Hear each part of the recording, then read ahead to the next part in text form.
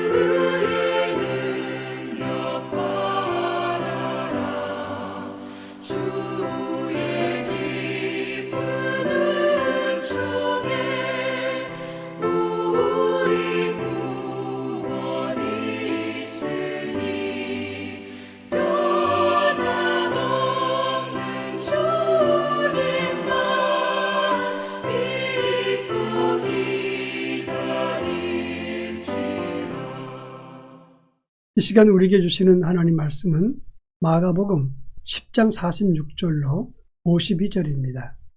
마가복음 10장 46절로 52절 말씀을 한 절씩 제가 봉독합니다. 그들이 여리고에 이르렀더니 예수께서 제자들과 화다한 무리와 함께 여리고에서 나가실 때에 디메오의 아들인 맹인 거지 바디메오가 길가에 앉았다가 나사렛 예수시란 말을 듣고 소리질러 이르되 다윗의 자손 예수여 나를 불쌍히 여기소서 하거늘 많은 사람이 꾸짖어 잠잠하라 하되 그가 더욱 크게 소리질러 이르되 다윗의 자손이여 나를 불쌍히 여기소서 하는지라.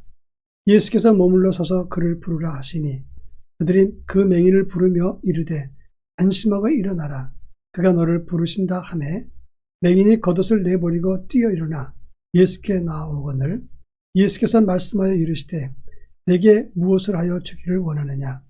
맹인이 이르되 선생님이여 보기를 원하나이다. 예수께서 이르시되 가라 내 믿음이 너를 구원하였느니라 하시니 그가 곧 보게 되어 예수를 길에서 따르니라. 아멘. 우리들의 한 선교사가 인도네시아 정글에서 복음을 증거하게 있었습니다. 그런데 어느 마을에 최고 지도자를 만났는데 그 사람은 그 지역의 추장이면서 박수무당이었습니다. 곰처럼 덩치도 크고 얼굴엔 페인트 칠하고 엄상궂은 얼굴을 하고 있었습니다. 눈에는 사기가 있었고 광기가 있었습니다. 그 박수무당이 선교사에게 말하기를 이 지역에서 나가시오. 그렇지 않으면 당장 죽여버리겠소. 이렇게 말했습니다. 선교사님은 기가 죽어서 도망치듯이 빠져나왔습니다. 그리고 자기 숙소에 돌아와서 자존심이 대단히 상했습니다. 적어도 선교사가 박수무당을 이기지 못하고 그 앞에서 기가 죽어서 도망치듯 나왔다. 이것이 도대체 무슨 말인가. 자존심이 상해서 견딜 수가 없었습니다. 그래서 하나님께 작정하면서 기도했습니다. 하나님, 날 이곳에 보냈으면 능력도 같이 주시옵소서. 그렇게 기도하면서 작정하고 한 달 동안 기도했습니다. 그리고 그 선교사님이 그 지역에 다시 들어가서 복음을 증거했는데 이때 그 촌장, 그 무당이 다른 전사들을 데리고 와서 창과 칼로 화살을 들고 와서 죽이겠다고 왔습니다. 드디어 선교사님과 그 무당이 마주치게 되었는데 서로 눈을 마주쳐보고 있다가 선교사님이 한국말로 꿇어 이렇게 얘기했습니다. 그랬더니 그 명령을 듣고 추장이 그 앞에서 무릎을 꿇었습니다. 그리고 온몸이 굳어버렸습니다. 그 모습을 보았던 전사들이 다 도망을 했고 마을 사람들은 이 무당보다 더 큰 신이 오셨다 그러면서 같이 무릎을 꿇더라. 그런 선교사님의 간증을 보았습니다. 기도는 능력이고 우리가 사역할 힘을 공급한다고 하는 것입니다. 지난 주일에 다가올 회복의 때를 위해서 우리 영성 회복과 영적인 승리와 다음 세대의 믿음을 바르게 세우기 위해서 기도의 깃발을 높이 들자 하는 말씀을 했습니다. 오늘은 소경 거지 바디메오가 여리고에서 예수님 나가시는 소리를 듣고 소리를 질러서 도움을 청했다가 그의 눈을 뜨는 장면이 오늘 본문의 내용입니다. 이 본문을 통해서 우리는 무엇을 위해서 기도하며 기도는 어떤 능력이 있는가 이런 문제를 함께 살펴볼까 합니다. 먼저 주님은 초라한 자의 부르짖음도 다 내면치 않으셨다고 하는 것을 오늘 본문을 통해서 알 수가 있습니다. 오늘 본문 46절에 보면 디메오의 아들 맹인 거지 바디메오라 이렇게 소개를 했습니다. 그 당시 맹인이고 거지는 가장 비천한 신분이었습니다. 남에게 얻어먹을 수밖에 없는 초라한 인생이고 그리고 보잘것없는 인생이었습니다. 근데 그 바디메오가 부르짖었을 때 48절에 보면 사람들이 꾸짖어 잠잠하라 이렇게 무시하면서 구박을 했다고 했습니다. 그런데 예수님은 그를 부르라 말씀하셨습니다. 하나님은 가장 초라하고 가난하고 무능하고 면목 없는 자의 기도를 들으신다는 사실을 알아야 되는 것입니다. 오늘 그 말씀은 이렇게 우리 하나님은 누구의 기도든 가장 초라하고 그리고 보잘것없는 사람의 기도도 들으신다는 것을 우리에게 설명하고 있는 것입니다. 오늘 제가 뉴스를 봤는데 조영기 목사님이 별세했다는 그런 뉴스를 접했습니다. 한국교회장으로 치른다. 한교총에서 장례를 준비한다고 했습니다. 조영기 목사님은 20대 1958년도에 개척을 했습니다. 폐병 3기였습니다. 그 당시에 폐병 3기는 죽고 살지 못하는 병이었습니다. 산업화 시대의 실향민들, 가난한 사람들에게 기도하라. 믿고 기도할 때 하나님이 함께한다는 그런 강력한 메시지를 전해주어서 또 삼박자 구원을 통해서 많은 사람들에게 희망을 주기도 했습니다. 그리고 당대 세계 최고의 교회를 일구었다고 하는 것입니다. 초라하고 병든 청년의 기도를 들으셔서 하나님이 당대의 세계 최고의 교회를 만들었다고 하는 것입니다. 여러분, 그동안 우리는 코로나 때문에 도망치듯이 초라한 모습을 가졌었습니다. 또 나약하지만 그리고 다시 기도할 때 하나님이 역사하신다는 것입니다. 이제 비겁하고 초라한 자리를 벗고 다시 기도의 자리로 나가서 하나님과의 관계와 그리고 소통을 회복해야 된다고 하는 것입니다. 그런가 하면 주님은 우리의 작은 신음소리도 귀 기울이신다고 하는 것입니다. 47절에 보면 이 바디메오가 예수시라는 소리를 듣고 소리를 질러 이르되 그랬습니다. 이 소리를 질렀다는 말은 카라라고 하는 단어인데 깊은 신음의 절규를 말하는 것입니다. 사람들이 구박을 합니다. 잠잠하라. 그게 네가 뭐냐?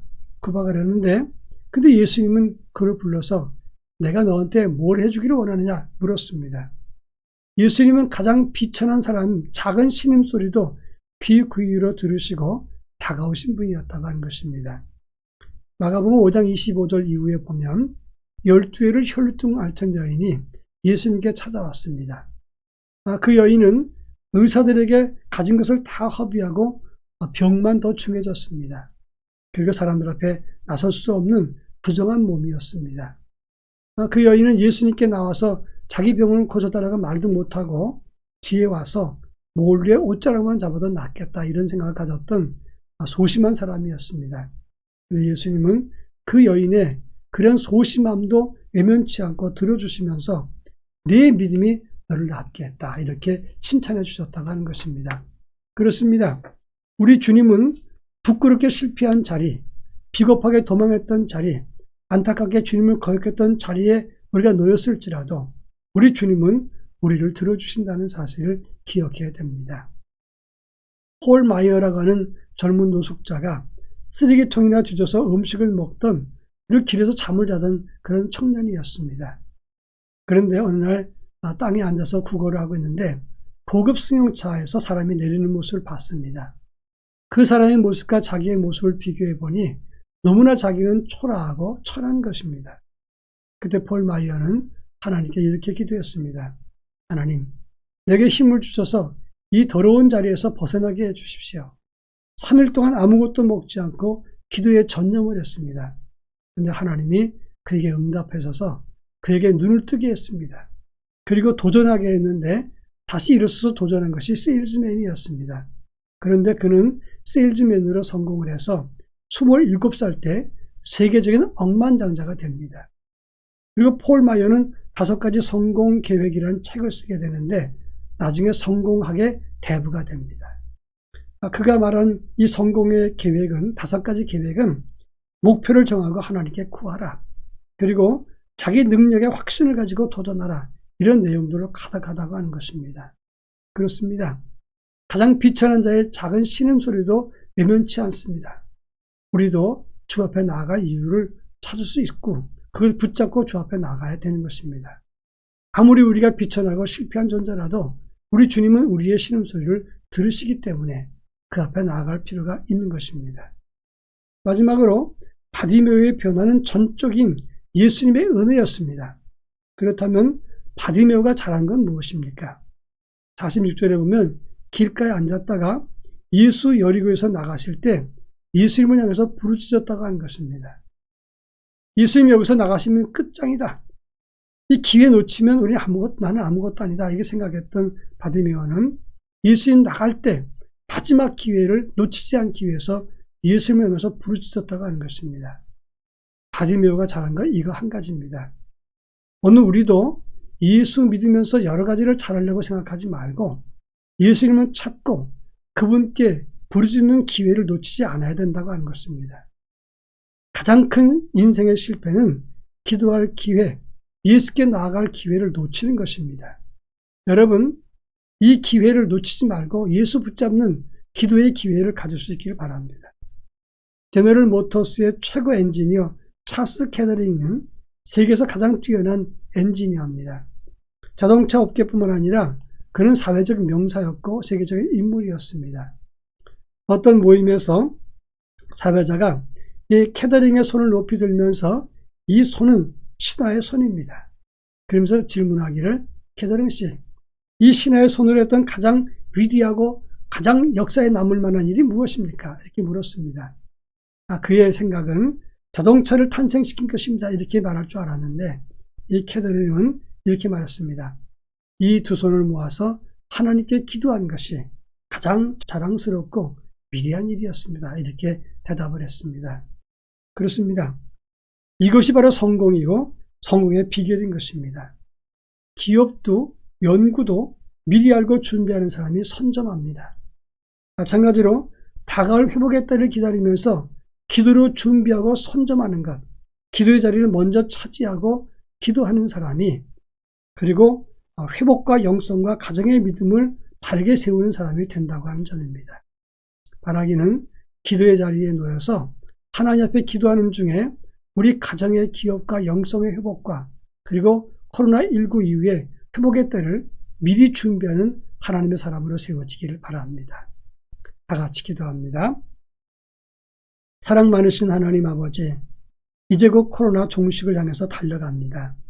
아직 길이 먼 것 같지만 그 다가올 회복의 때를 기다리면서 기도의 자리에 놓이게 하시고 기도로 준비해서 영성 회복과 승리의 개가를 부르며 다음 세대까지 바르게 세워가는 믿음의 가족으로 든든히 설 수 있게 해주시고 교회의 미래도 바르게 세울 수 있도록 기도의 자리에 힘써 노력하고 기도하는 우리 모두가 되게 하옵소서.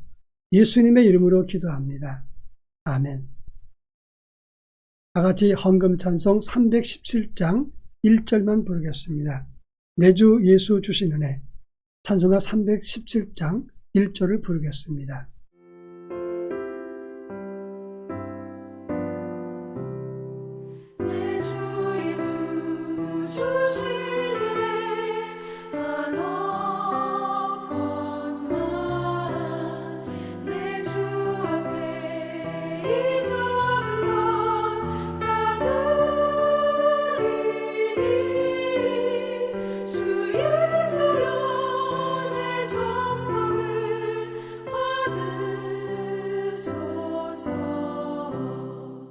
한 번 더 기도합니다. 사랑 많으신 하나님 아버지, 이 시간 온라인 구역 예배를 드리면서 주의 말씀을 가슴에 품고 주 앞에 귀한 예물을 드립니다. 드려진 예물이 복음 세우기에 아름답게 사용되게 하시고 이 헌금을 지원받는 교회들이 복음의 생수를 얻게 하시고 용기와 희망을 갖고 기도의 자리에 놓이고 더 나아가 자립하는 자리 그리고 하나님의 복음을 더 펼치는 은혜의 자리를 나아갈 수 있도록 역사해 주시옵소서. 저희 모두는 계속해서 기도로 후원할 수 있게 하시고 물질로도 지원할 수 있도록 하나님 함께해 주옵소서. 예수님의 이름으로 기도합니다. 아멘. 다 같이 기도하겠습니다. 이제는 우리 주 예수 그리스도의 은혜와 하나님의 극진하신 사랑하심과 성령님의 감화감동 교통하심이 기도의 자리에 놓여 미래를 준비하고 기도의 승리의 깃발을 나부기 원하는 사랑하는 성도들, 저들 가정과 삶 속에 그리고 저들의 가정과 나아가는 진로 위에 우리 교회와 우리의 조국 대한민국 위에 이제로부터 영원토록 함께 하옵시기를 간절히 축원하옵나이다. 아멘.